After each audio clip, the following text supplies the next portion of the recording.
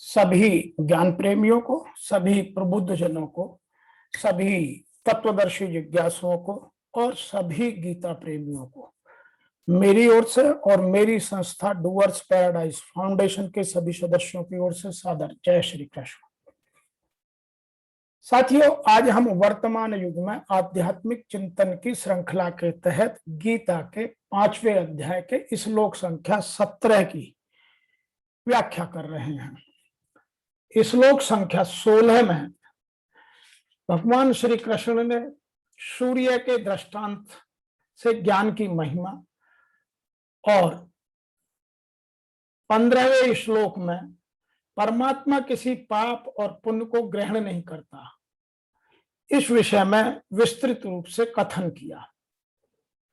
और यहां भगवान श्री कृष्ण जिज्ञासु अर्जुन तथा हम सभी तत्वदर्शी जिज्ञासुओं को ज्ञान योग के एकांत साधन का कथन समझाने का प्रयास कर रहे हैं।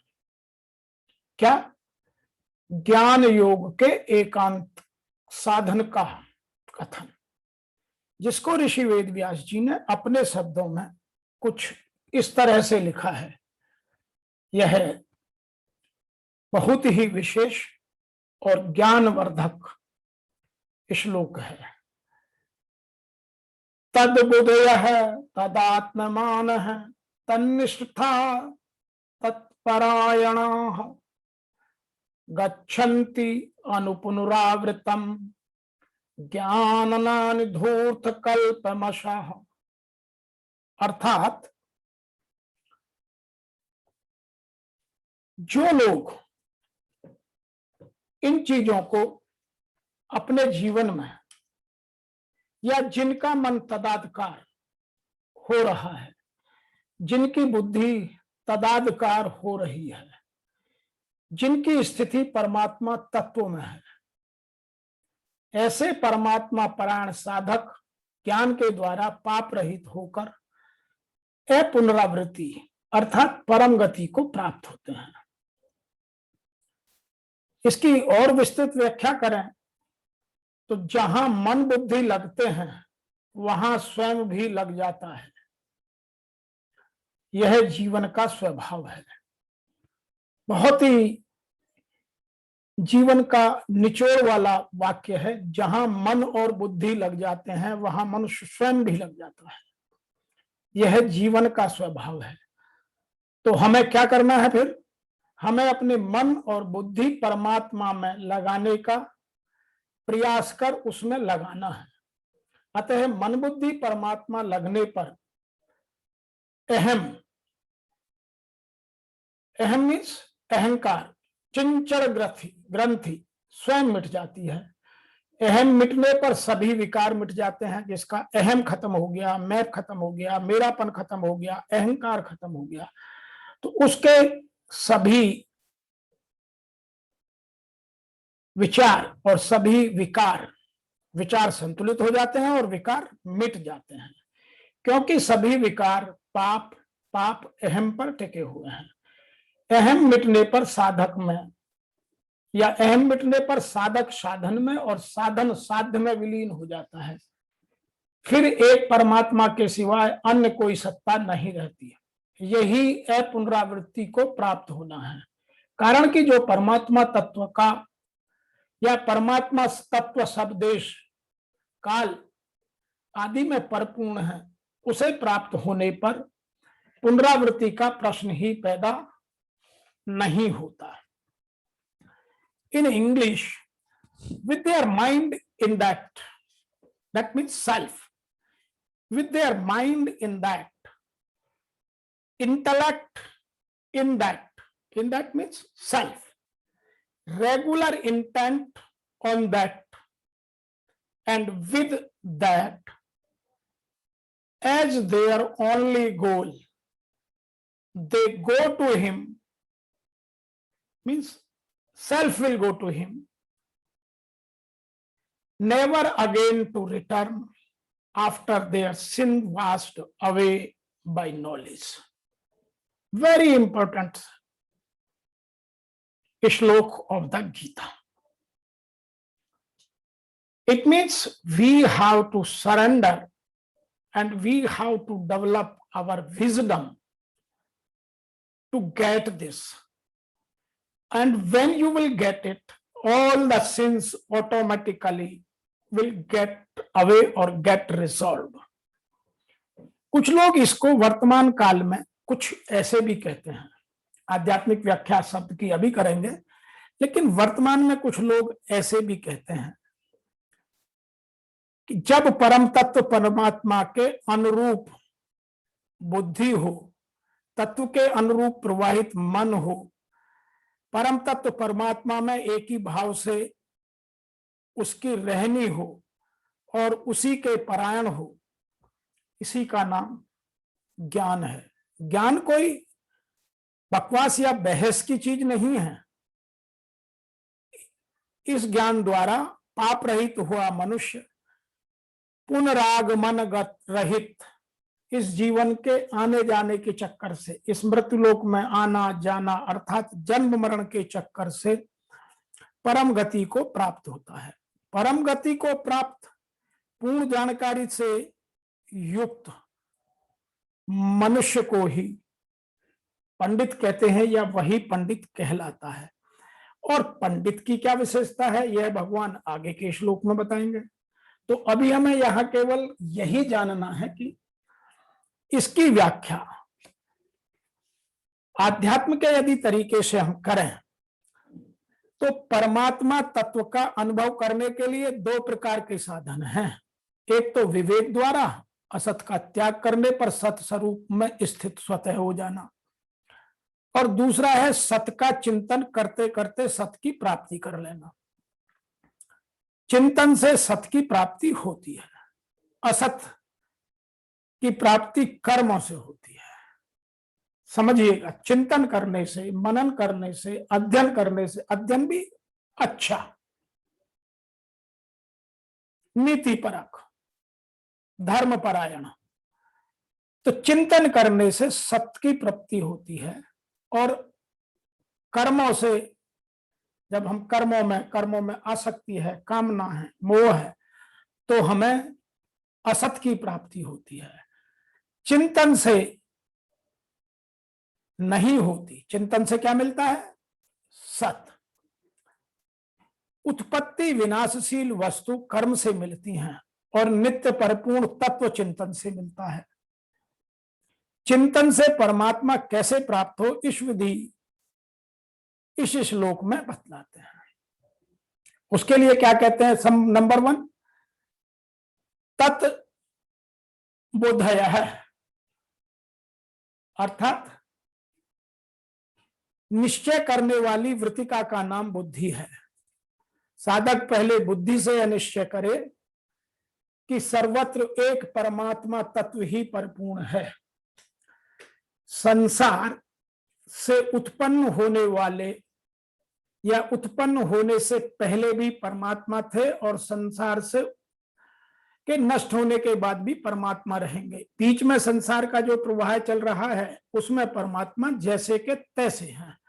इस प्रकार परमात्मा की सत्ता होने पर अटल निश्चय होना, यहां तत्बुद्धि है। दूसरा शब्द है तदात्मान है। यहां आत्मा शब्द मन का वाचक है। जब बुद्धि में परमात्मा का निश्चय हो जाता है तब मन से स्वतः स्वाभाविक परमात्मा ही का चिंतन होने लग जाता है। सब क्रियाएं करते समय यह चिंतन अखंड चलता है। सत्ता से सब जगह एक परम तत्व की परिपूर्णता नजर आती है। चिंतन में संसार की सत्ता आती ही नहीं। तीसरा शब्द है तन्निष्ठा। तन्निष्ठा जब साधक के मन और बुद्धि परमात्मा में लग जाते हैं, वह हर समय परमात्मा में अपनी स्वयं के स्वतः स्वाभाविक स्थिति का अनुभव करता है। तब तक मन बुद्धि परमात्मा में नहीं लगते, अर्थात मन से परमात्मा का चिंतन और बुद्धि से परमात्मा का निश्चय नहीं होता। जब तक परमात्मा में अपनी स्वाभाविक स्थिति होते हुए भी उसका अनुभव नहीं होता। अगला शब्द है तत्परायण। परमात्मा से अलग अपनी सत्ता न रहना ही परमात्मा परायण होना है। परमात्मा में अपनी स्थिति का अनुभव करने से अपनी सत्ता परमात्मा की सत्ता में लीन हो जाती है और स्वयं परमात्मा स्वरूप हो जाता है। जब तक साधक और साधन की एकता नहीं होती तब तक साधन छूटता रहता है, अखंड नहीं होता। जब साधकपन अर्थात अहम भाव मिट जाता है तब साधन साध्य रूप ही हो जाता है, क्योंकि वास्तव में साधन और साध्य दोनों एक नित्य एकता है, उनको अलग नहीं किया जा सकता। अगला शब्द है जिसको बहुत जरूरी है समझना, वह शब्द है ज्ञानानिधूर्त कल्पमशः। ज्ञान अर्थात सत्य असत के विवेक की वास्तविकता जागृत होने पर असत की सर्वथा निवृत्ति हो जाती है। असत के संबंध से पाप और पुण्य कल्पमश होते हैं जिनसे मनुष्य बंधता है। असत से सर्वथा संबंध विच्छेद होने पर पाप और पुण्य स्वयं मिट जाते हैं। आगे एक शब्द आया है जो बहुत इंपॉर्टेंट है, वह है गच्छन्ति अपपुनरावृत्तम। असत का संग ही पुनरावृत्ति अर्थात पुनर्जन्म का कारण है। और कारणम गुण संगोष्ठम संगोष्ठ, यह गीता का जो 13वें अध्याय का 21वां श्लोक है उसमें लिखा है कारणम गुण संगोष्य सद संदोष निधि मनुष्य। असत का संग सर्वथा मिटने पर पुनरावृत्ति का प्रश्न पैदा ही नहीं होता। जो वस्तु एक देशीय होती है उसी का आना जाना होता है, परंतु जो सर्वत्र परिपूर्ण है वह कहां से आए और कहां को जाए, कहां पैदा हो कहां से समाप्त हो। परमात्मा संपूर्ण देश काल वस्तु परिस्थिति आदि में एक रस परिपूर्ण रहते हैं, उनका कहीं आना जाना होता नहीं। इसलिए जो महापुरुष परमात्मा स्वरूप हो जाते हैं उनका भी आना जाना नहीं होता। श्रुति कहती है न तस्य प्राणा उत्क्रामन्ति ब्रह्माओ सन ब्रह्मोप्येति, अर्थात उसके प्राणों का उत्क्रमण नहीं होता, वह ब्रह्म ही होकर ब्रह्म को ही प्राप्त हो जाता है। उसके कहलाने वाले शरीर को लेकर ही यह कहा जाता है कि उसका पुनर्जन्म नहीं होता। वास्तव में यहाँ गच्छन्ति पद का तात्पर्य है वास्तविक बोध होना, जिसके होते ही नित्य प्राप्त परमात्मा तत्व का अनुभव हो जाता है। मैं यहां एक बात और भी कहना चाहता हूं जो हमारे लिए बहुत महत्वपूर्ण है।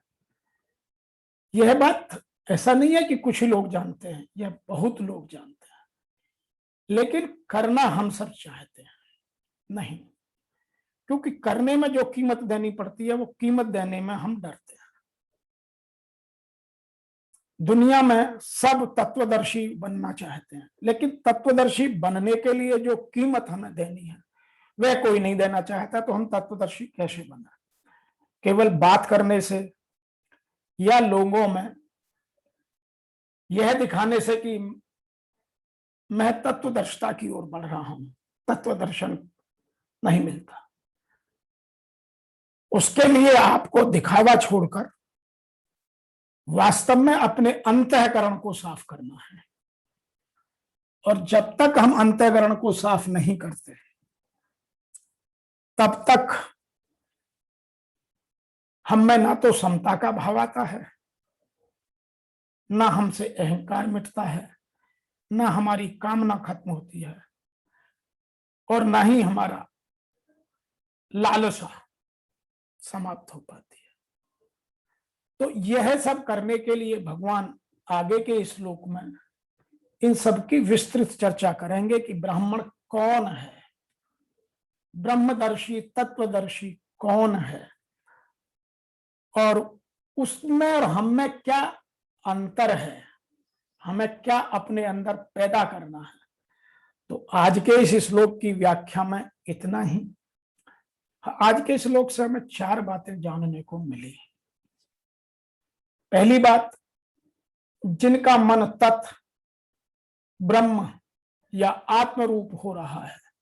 नंबर 2, जिनकी बुद्धि तत् ब्रह्म रूप हो रही है और जो निरंतर तत् ब्रह्म में ही निष्ठा रखते हैं, निष्ठा वाले हैं, ऐसे ज्ञान द्वारा निष्पाप हुए पुरुष अपुनरावृत्ति अर्थात परम गति को, वो बार बार इस मृत्यु लोक में आने जाने से अर्थात मोक्ष को प्राप्त हो जाते हैं।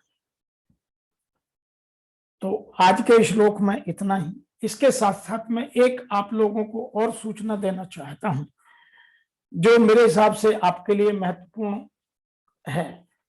अभी जब हम अपनी संस्था द्वारा गीता के प्रचार और प्रसार में लगे हैं और इस तरह के गीता के श्लोकों की शुद्ध व्याख्या करके, जिसमें हम आध्यात्म की बात करते हैं और वर्तमान तत्वों के पुट को लगाते हैं, तो कुछ लोग इनको अपने अगेंस्ट मानने लगे हैं और वह मेरे इस वीडियो के अगेंस्ट कुछ इस तरह की भाषा लिखते हैं जिनसे कई बार ऐसा लगता है कि उन्हें यह बात ठीक से पसंद नहीं आ रही है। जब मैं उनसे यह बात करता हूं कि आप हमें लिखें कि कमी क्या रह गई तो हम सुधार करेंगे, तब लोग वो उस शब्दावली का प्रयोग करने लगते हैं जो अमान्य है। तो यदि कहीं आपको कोई इस तरह की कोई टिप्पणी कहीं से मिले तो या तो आप कृपया उसे हम तक पहुंचाएं ताकि हमारी संस्था और हम सब मिलकर उस महानुभाव से, उस सज्जन से, उस पुण्य आत्मा से अपना संपर्क स्थापित कर उनसे कुछ सीखने का हम प्रयास करें, समझने का प्रयास करें कि त्रुटि कहां हो रही है। और यदि वो हमें ये लिखें, स्वयं ही लिखें कि ये त्रुटि हो रही है, इसको और बेहतर किया जा सकता है और यह तरीका है, तो सच मानिए आप सबका हम स्वागत करते हैं। लेकिन हो ये रहा है कि कुछ लोग मनोबल गिराने के लिए यह एक साजिश रचते हैं, तो हमें उस साजिश से बचना है। इसी आपसे निवेदन के साथ आपसे आशा करते हैं कि जब कभी आपको कोई इस तरह की कहीं से टिप्पणी मिले तो आप हमें जरूर भेजिए और हम उस सज्जन से, उस पुण्य आत्मा से जरूर मिलकर अपने आप में सुधार लाने का प्रयास करेंगे। आज इतना ही। आपको मेरी ओर से और मेरी संस्था के सभी सदस्यों की ओर से ओम नमो भगवते वासुदेवाय नमः। जय श्री कृष्ण।